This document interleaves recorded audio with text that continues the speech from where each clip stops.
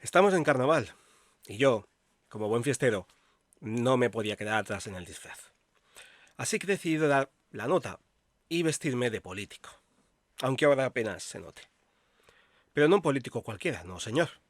Voy a ser el mismísimo alcalde de Almería, con barba incluida y bastón.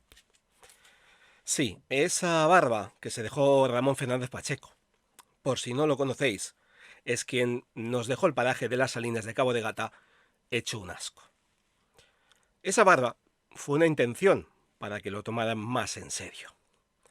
Pero parece que la cosa no funciona muy bien, porque ahora se lo toman igual o más a broma que cuando era alcalde. De todas formas, a mí qué más me da. Vamos a meternos en el papel. Hablemos de la ciudad de Almería. Me alegra que la capital esté de fiesta. Estamos de carnaval, como creo, el 100% de todos los pueblos y ciudades de la provincia de Almería y del resto de España. Hoy, como cada día, podremos ver una ciudad pletórica, una ciudad que avanza, una ciudad en la que se demuestra que todo lo que se promete por parte del ayuntamiento y su equipo de gobierno se cumple. No sé si habéis paseado últimamente por sus calles, pero os aseguro que es un lujo. Por estas ves, o mejor dicho, no ves ninguna clase de suciedad, ningún papel en el suelo, ninguna bolsa de basura al lado de una papelera o un contenedor sin abrir. Todo está limpio y reluciente, como una patena. Podemos ver jardines esplendorosos, llenos de verde y colores llamativos, sin nada de porquería sobre el césped. Solares completamente despejados, con la tierra limpia, esperando que algún día se conviertan en equipamientos municipales en favor de los ciudadanos almerienses. Pasear por el final de la Rambla es una delicia. Ver el mar Mediterráneo apoyando en una barandilla, sin más olor que el perfume marítimo y salino, por ser un poco románticos, que emana el mismo mar y sus alrededores, y que entra hacia el interior de la capital. Esos parques infantiles llenos de niños, donde pueden jugar con total seguridad en sus atracciones sin que tengan ningún tipo de percance, mientras sus padres o abuelos pueden estar sentados en los bancos de la zona, muy cómodos y con total tranquilidad. ¿Y qué decir de esas calles extremadamente iluminadas por todas las zonas de la ciudad de Almería? Si parece la feria de abril. Gracias a esto, los almerienses, sobre todo los vecinos de las zonas de Paraje Guillén, Llano de la Molina, Cortijo Cintas y Cortijo Córdoba, se sienten fuertemente seguros, ya que no falta ni una farola que no ilumine cada rincón oscuro de la capital.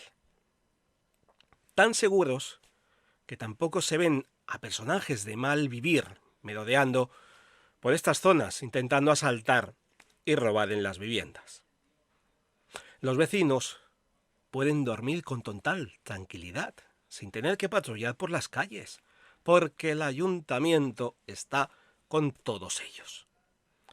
No con unos pocos, sino con todos estos vecinos que pueden respirar tranquilos, sin ningún tipo de peligro.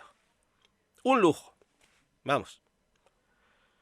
Además, los turistas están encantados con la ciudad.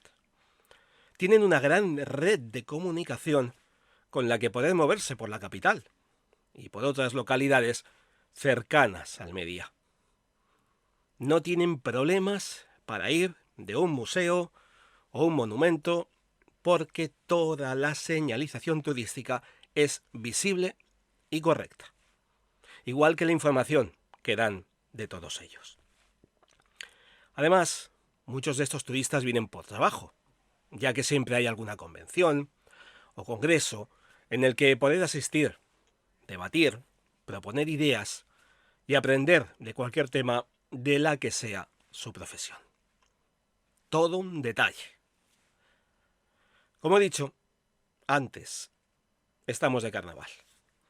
Y me he disfrazado de quien tiene en la mano el destino de los almerienses y la ciudad de Almería. Así que todo lo que he dicho es coña. Los almerienses saben perfectamente cómo está la capital en general. Sus calles, sus plazas, solares, parques infantiles, monumentos, muchos de ellos un auténtico desastre. Y esto no es de hace días. Muchos de estos lugares están así desde hace semanas. Sí, es cierto, y no lo voy a negar, que hay algunos parques y jardines que están en condiciones de usarlos. Muchos de ellos con gran colorido por las flores que se han plantado. Flores que dan un toque más alegre a la capital y que espero y deseo ningún almeriense se lleve a su casa, como ya ha pasado más de una vez, con la excusa de que esto lo paga el gobierno, esto lo paga el ayuntamiento. No, querida, no, querido. Esto lo pagas tú, con el dinero de tu bolsillo y con el de tus vecinos. Así que antes de llevarte algo, porque te sale del mismísimo lo que sea, piensa en lo que haces. El ladrón no solo es el político. Y ahora, noticias.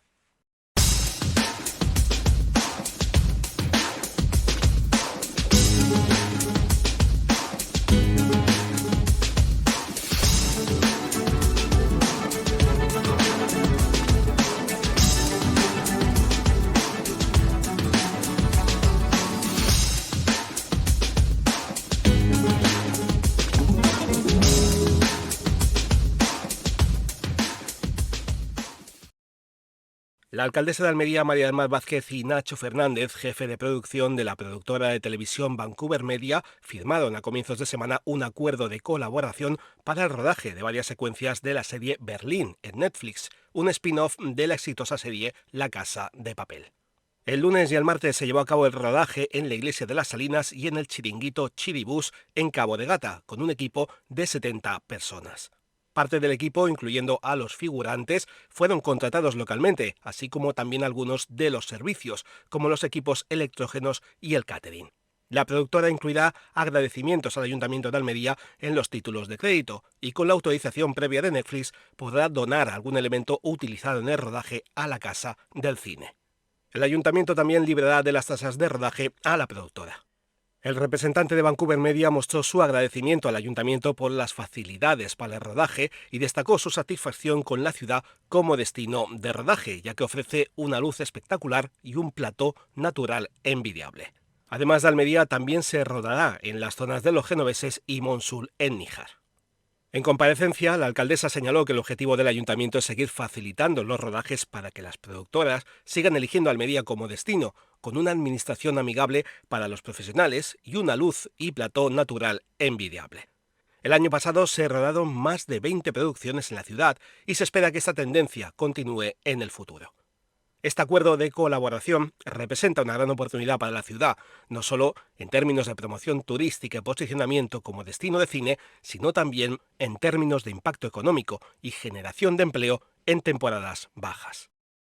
Felicitaciones a la unidad de ictus del Hospital Universitario Torre Cárdenas, que ha obtenido su reacreditación con el distintivo nivel diamante por parte de la Organización Europea del Ictus por su excelente abordaje y tratamiento de esta dolencia. El centro almeriense fue el primer centro público andaluz en conseguir este galardón en mayo de 2022. Los hospitales de países cubiertos por la ESO, Organización Europea de Ictus, que capturan los datos del tratamiento en una de las bases de datos aprobadas previamente, son candidatos al premio Angels, basado en las medidas de calidad descritas en el sistema de niveles. El director gerente del hospital, Manuel Vida, ha felicitado a la unidad de ictus encabezada por el jefe de neurología del centro, el doctor Jesús Olivares, y el supervisor de enfermería, Joaquín García, por su logro. Olivares ha agradecido a todos los profesionales implicados en la atención a los pacientes con ictus en el hospital. Para obtener este galardón, la unidad de ictus del Hospital Universitario Torre Cárdenas presentó datos de más de 30 pacientes con ictus consecutivos. Según su desempeño respecto a distintas medidas, los hospitales participantes pueden ser considerados para el premio de nivel oro, platino o diamante. La reacreditación con el distintivo nivel diamante de la Organización Europea del Ictus, que se entregará en el Congreso que se celebrará en Múnich los días del 24 al 26 de mayo, es una prueba de que el trabajo realizado por todos los profesionales implicados en este proceso se ajusta a los mejores criterios de excelencia establecidos. La Asociación de Niños con Cáncer ARGAR ha organizado un evento que ha tenido lugar en el Colegio Sagrada Familia de la capital con motivo del Día Internacional del Niño con Cáncer celebrado el pasado 15 de febrero. Al evento, además de la asociación, también asistieron miembros del Ayuntamiento de Almería, la Diputación Provincial y la Junta de Andalucía, la participación de más de 700 alumnos y el respaldo del Hospital Universitario Torre Cárdenas y el Hospital Materno Infantil. Durante la ceremonia, el tercer teniente de alcalde y concejal de Economía y Contratación, Carlos Sánchez, ha agradecido el esfuerzo y trabajo de la asociación, así como la colaboración del ayuntamiento en el voluntariado. El vicepresidente de la Diputación, Ángel Escobar, ha destacado el importante papel de las asociaciones en situaciones como esta, resaltando el trabajo fundamental de ARGAR para ayudar a los niños enfermos y a sus familias. El delegado territorial de Salud y Consumo, Juan de la Cruz Belmonte, ha mencionado la estrategia del cáncer en Andalucía y las 5 líneas de intervención esenciales, entre las que se encuentra la asistencia infantil y adolescente. El delegado de Desarrollo Educativo, Formación Profesional y Universidad, Francisco Alonso, ha transmitido un mensaje de esperanza y apoyo a los niños y niñas que padecen cáncer y a sus familiares. También ha destacado la importancia de proporcionarles una atención educativa adaptada a sus necesidades para que puedan desarrollar una vida lo más normalizada posible. La presidenta de ARGAR, Rosa Onieva, ha reivindicado más investigación y reconocimiento precoz para conseguir más supervivencia en la lucha contra el cáncer infantil y ha reconocido el trabajo de los cuidadores, familias e instituciones que forman parte de este engranaje. La ceremonia ha concluido con la lectura del manifiesto por parte de un alumno del centro y la tradicional suelta de globos amarillos para recordar a las personas que no han podido superar la enfermedad. El 97% de las personas con discapacidad intelectual no tienen ni un solo amigo. Un amigo con quien compartir alegrías y tristezas. ¿Te imaginas no tener amigos? A Toda Vela lleva 25 años trabajando para que las personas con discapacidad intelectual puedan disfrutar también de la amistad. Pincha en el botón de información y ayúdales compartiendo la cantidad que quieras. Con ello financiaremos actividades de ocio y amistad para ellas. A Toda Vela, 25 años cambiando vidas. El sábado 25 de febrero, la Fundación Poco Frecuente estará presente en el Mercadillo de Antigüedades, Pintura y Artesanía, ubicado en el Parque Nicolás Salmerón en Almería, para visibilizar la causa de las enfermedades poco frecuentes en el marco del Día Mundial de las Enfermedades Poco Frecuentes. Junto a muchas otras asociaciones de enfermedades raras de la provincia y de otras partes de España, la Fundación busca concienciar y compartir momentos únicos que llenen de pasión a las personas afectadas por estas patologías, con el objetivo de dar mayor visibilidad a quienes viven con una enfermedad poco frecuente. La presencia de la Federación Española de Enfermedades Raras y otras organizaciones, como la Asociación de Afectados de Neurofibromatosis, la Asociación Almeriense de Fibrosis Quística y la Asociación de Enfermos de Crohn y Colitis Ulcerosa de Almería, entre otras, se espera que la concienciación y la sensibilización en torno a las enfermedades raras aumente en la provincia de Almería. El Hospital Universitario de Torre Cárdenas y el Ayuntamiento de Almería se sumarán a la iniciativa Almería se tiñe de verde para iluminar algunos de sus espacios más emblemáticos el 28 de febrero, con el fin de hacer más visible a las más de 7.000 enfermedades poco frecuentes que afectan a cerca de 3 millones de personas en España. Es importante destacar que aunque cada una de las 7.000 distintas enfermedades raras afectan a solo a un pequeño colectivo de personas, en conjunto existen hasta 300 millones de personas en todo el mundo que conviven con una patología de baja prevalencia, rara o ultra rara. La Unión Europea considera estas enfermedades potencialmente mortales y debilitantes a largo plazo, de baja prevalencia y alto nivel de complejidad. Además, las personas con estas patologías esperan una media de 4 años para obtener un diagnóstico, y en un 20% de los casos transcurre más de 10 años o más años hasta lograr el diagnóstico adecuado. Los costes suponen cerca del 20% de los ingresos familiares anuales y más del 80% de las personas con estas patologías presenta algún grado de discapacidad. El Ayuntamiento de Ejido ha puesto en marcha un programa de inclusión en sus escuelas deportivas municipales dirigido a alumnos con discapacidad a partir de la práctica del judo. El objeto de este programa es aportar beneficios positivos a los participantes a través de este deporte que puede influir en su desarrollo físico, mental y emocional.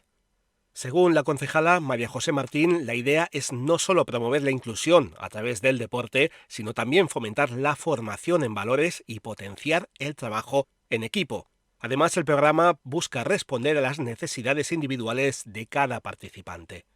Las clases se imparten en el Estadio Municipal de Santo Domingo de lunes a jueves, desde las 17:30 a las 20:30 horas. Cada clase está supervisada por 2 monitores, uno de ellos con formación específica en deporte inclusivo. El máximo de alumnos con discapacidad por clase es de 3, lo que permite una mejor integración y adaptación en el aula.